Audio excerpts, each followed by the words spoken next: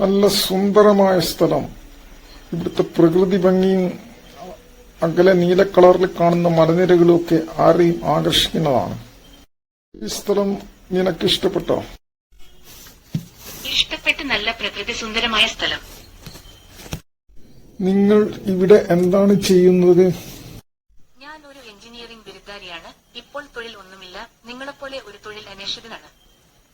വീട്ടിൽ മറ്റാരെല്ലാം ഉണ്ട്?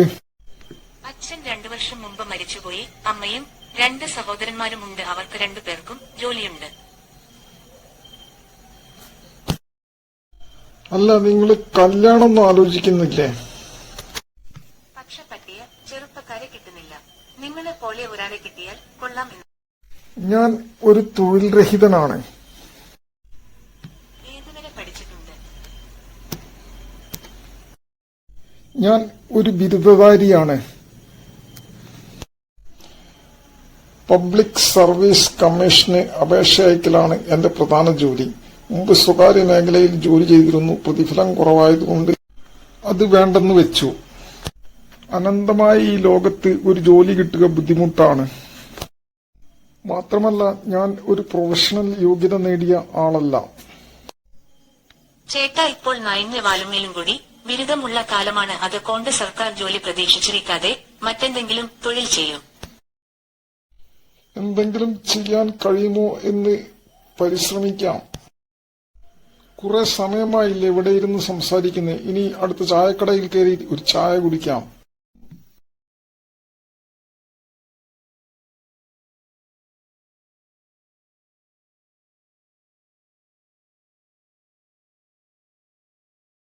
ചേട്ടാ, ഇവിടെ നല്ലൊരു ബോട്ട് ജെട്ടി ഉണ്ട്. നമുക്ക് പോയാലോ?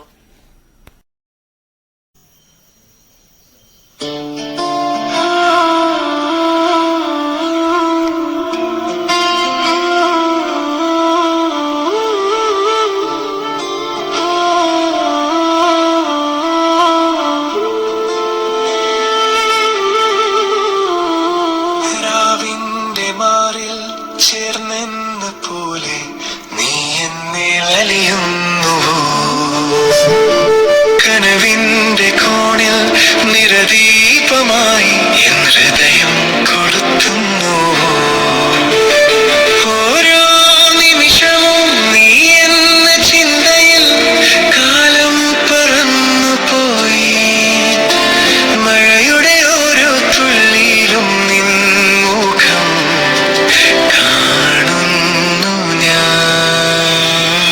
നീ എന്റെ ജീവനാണോ? എൻ പ്രാണന്റെ പാതിയാണ്. നിന്നിലെ ഓരോ ശ്വാസത്തിലും ഞാൻ എൻ ജീവിതം കാണുന്നു.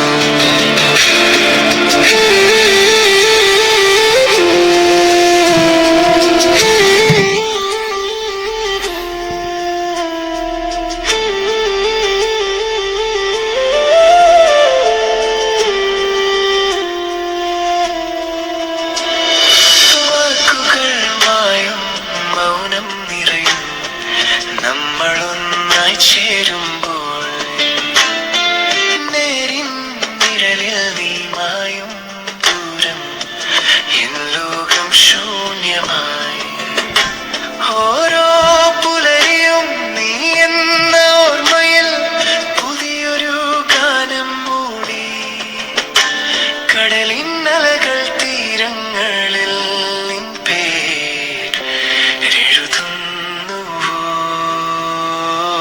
നീ എന്റെ ജീവനാണോ?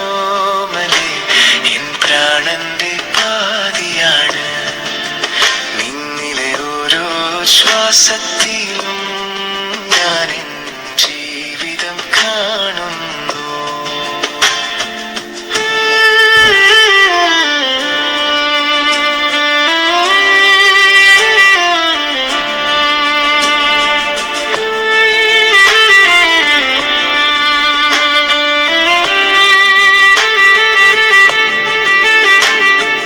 ഇരുളിന്റെ യാത്രയിൽ വെളിച്ചമായി നീ, തണലായി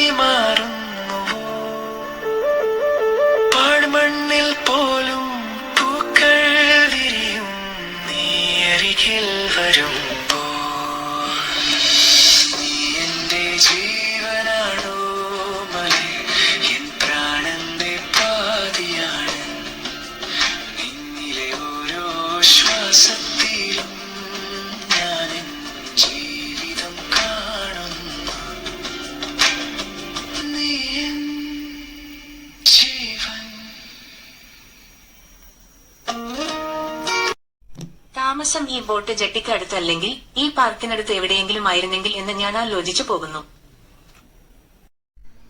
ഈ സ്ഥലം അത്രയ്ക്ക് ഇഷ്ടപ്പെട്ടു പോയി. എനിക്ക് വീട്ടിലേക്ക് പോകാനുള്ള സമയമായി. നിങ്ങൾ എന്റെ വീട്ടിലേക്ക് വരുന്നോ? വീടൊക്കെ ഒന്ന് കാണാം. മീര, ഇതാണോ നിന്റെ വീട്? അടിപൊളിയായിട്ടുണ്ടല്ലോ. ഇവരൊക്കെ ആരാണ്? അടുത്ത വീട്ടിലുള്ള ആളുകളാണോ അതോ വീട്ടിലെ അംഗങ്ങളാണോ? രണ്ടുപേർ സഹോദരന്മാരും മറ്റുള്ളവർ അടുത്ത വീട്ടിലെ അംഗങ്ങളുമാണ്. സത്യത്തിൽ നിങ്ങൾക്ക് എന്താണ് ജോലി? ഞാനൊരു ബിരുദധാരിയാണ്. കേരള പബ്ലിക് സർവീസ് കമ്മീഷൻ അപേക്ഷ അയക്കലാണ്. നിങ്ങൾക്ക് ഇത്രയും പ്രായമായ സ്ഥിതിക്ക് ജോലിക്ക് അന്വേഷിച്ച് നടക്കണ്ട. സ്വന്തമായി എന്തെങ്കിലും തൊഴിൽ കണ്ടെത്തുക. ഇന്ന് മിക്കവാറും എല്ലാവർക്കും ബിരുദമുള്ള സ്ഥിതിക്ക് അതൊരു ആർഭാടമായി കാണാൻ കഴിയില്ല. ചെയ്യാവുന്ന മറ്റെന്തെങ്കിലും തൊഴിലുകൾ കണ്ടെത്തി ചെയ്യുന്നതാണ് ഉത്തമം. സ്വന്തമായി തൊഴിൽ കണ്ടെത്തുന്നതിന് കേന്ദ്ര സർക്കാരിൽ നിന്ന് 1,00,000 രൂപ വരെ വായ്പ ലഭിക്കും. അത് വാങ്ങിച്ച് 2 പശുക്കളെ വാങ്ങിയാൽ നിങ്ങളുടെ ജീവിതം പച്ചപിടിക്കും. തീർച്ച. ഒരു ബിരുദധാരിയായി ഞാൻ പശുക്കളെ വളർത്തുക എന്നൊക്കെ വെച്ചാൽ നാട്ടുകാരെന്ത് വിചാരിക്കും? അല്ലേ തന്നെ എന്തെല്ലാം ബുദ്ധിമുട്ടുകളുണ്ട് ഇതിന്. പശുവിന്റെ ചാണകം കോരി ഒഴിവാക്കണം, പശുവിനെ കുളിപ്പിക്കണം, പശുവിന് പുല്ലരിഞ്ഞു കൊടുക്കണം. ഇങ്ങനെ ഒരുപാട് പണികളുണ്ട്. ഇതൊന്നും നമുക്ക് പറ്റിയ പണിയല്ല. ലോകത്തുള്ള എല്ലാ മഹത് വ്യക്തികളും അതുപോലെ വലിയ ബിസിനസ്മാൻമാരും കഠിനമായ പ്രയത്നത്തിലൂടെയാണ് വളർന്നു വന്നത്. അതുപോലെ പരിശ്രമിച്ചാൽ നിങ്ങൾക്കും ഈ സ്ഥിതിയിലേക്ക് എത്താം. ഒന്ന് ശ്രമിച്ചു നോക്കൂ. ശരി, ഞാൻ നാളെ തന്നെ ബാങ്ക് വായ്പയ്ക്ക് അപേക്ഷിക്കാൻ പോവുകയാണ്. വിജയിക്കുമോ എന്ന് നോക്കാം.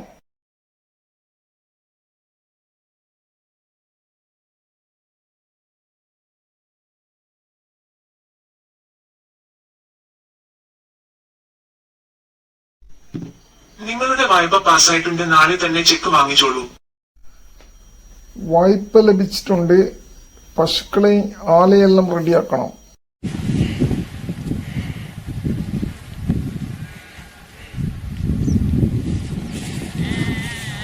ഇനി നിങ്ങൾ ഏതെങ്കിലും നല്ല ഹാർഡ്വെയർ ഷോപ്പിൽ ചെന്ന് പുല്ലരിയാനുള്ള ഒരു അരിവാൾ സംഘടിപ്പിക്കണം. അതുപോലെ നിങ്ങൾ ഈ ഷർട്ടും പാന്റും ഒഴിവാക്കി കള്ളിമുണ്ട് ഉപയോഗിക്കണം. എന്നാലേ ഒരു ശരിയായ ക്ഷീര കർഷകനാകൂ. അതുപോലെ ഒരു പഴയ സൈക്കിളും പാൽ കൊണ്ടുപോകുന്നതിനുള്ള പാത്രവും സംഘടിപ്പിക്കണം. ഈ ബിസിനസ് കൊണ്ട് ലക്ഷാധിപതികളായ എത്രയോ ആളുകളുണ്ട്. കേരളത്തിൽ ഏറ്റവും അധികം പശുക്കളുടെ ഉടമയായ കുഞ്ഞിരാമസ്വാമി അവരിൽ ഒരാളാണ്.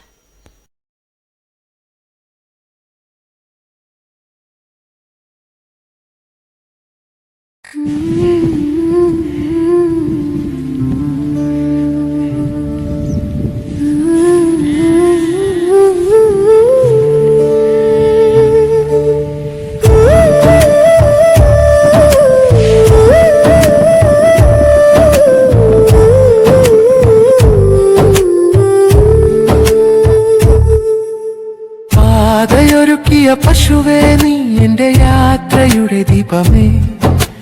വഴിയരികിൽ നീ നിഴലായി, നീ എന്നും എന്റെ കൂടെയുണ്ട്. ചെറുപ്രായം മുതൽ പാതയിൽ നീ എന്നെ കൂട്ടി നടന്നോ അമ്മേ. മഴ പെയ്താലും സൂര്യൻ കത്തിയാലും കൈപിടിച്ച് നീ മുന്നോട്ട് നീങ്ങി.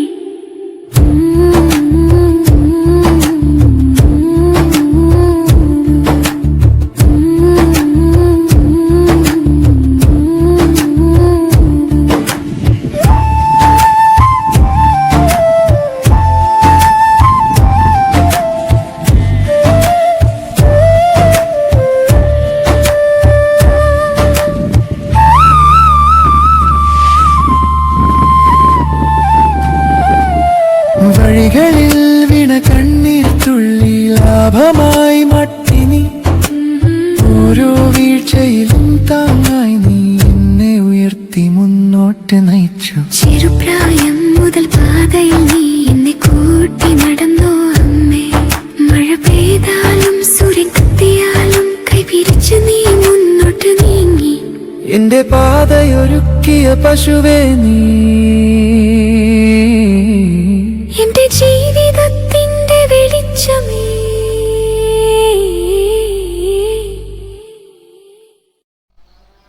അത് അതുപോലെ പാലിൽ നിന്നും മൂല്യവർദ്ധിത ഉൽപ്പന്നങ്ങൾ, ബ്രാൻഡഡ് പാൽ വിപണിയിൽ എത്തിച്ചു മാർക്കറ്റ് പിടിക്കണം. അങ്ങനെ അറിയപ്പെടുന്ന ഒരു ക്ഷീര വ്യവസായം ഒരു വലിയ ഗോശാലയുടെ ഉടമയും ആകണം. ഒന്ന് ശ്രമിച്ചു നോക്കൂ.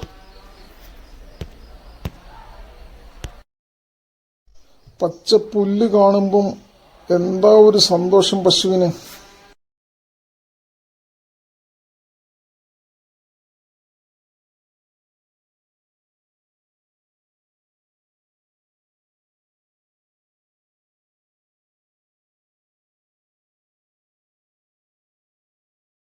എത്ര പൈസ ചെലവഴിക്കേണ്ടി വരാറുണ്ട്? ഏകദേശം 40-45 രൂപ ഒരു ദിവസം ചെലവ് വരുന്നുണ്ട്. പശുക്കളുടെ ബിസിനസിന്റെ ഒരു രാജാവാകാം. ലോകം മുഴുവനുമുള്ള എല്ലാ ബിസിനസ്സുകാരെയും മഹാന്മാരെയും പരിശോധിച്ചാൽ അവരെല്ലാം കഠിന പ്രയത്നത്തിലൂടെയാണ് വളർന്നു വന്നത്.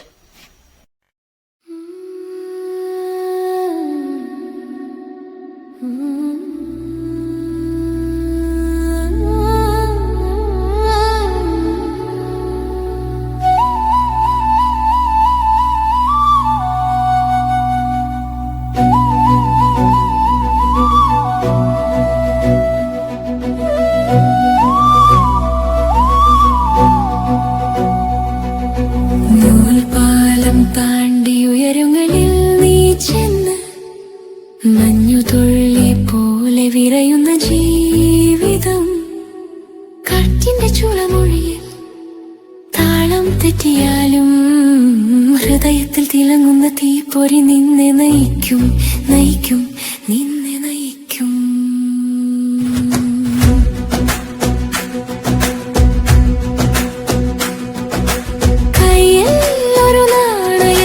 ശബ്ദം മാത്രം വഴിയുടെ മുറിവുകൾ കേട്ട് വിറയുമ്പോൾ,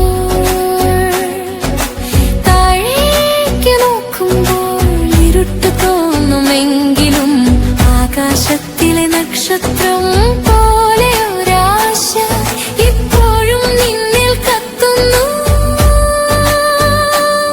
കത്തുന്നു. നൂൽപാലം താണ്ടി ഉയരങ്ങളിൽ നീ ചെന്ന് മഞ്ഞുതുള്ളി പോലെ വിറയുന്ന ജീവിതം, കാറ്റിന്റെ ചുളമൊഴിയിൽ താളം തെറ്റിയാലും ഹൃദയത്തിൽ തിളങ്ങുന്ന തീപ്പൊരി നിന്നെ നയിക്കും, നയിക്കും, നിന്നെ നയിക്കും.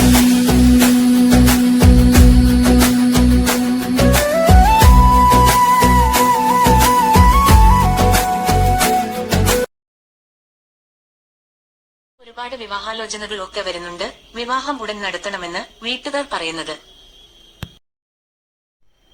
കല്യാണം ഉടനെ നടത്തുന്ന കാര്യം ആലോചിച്ചു വരികയാണ്.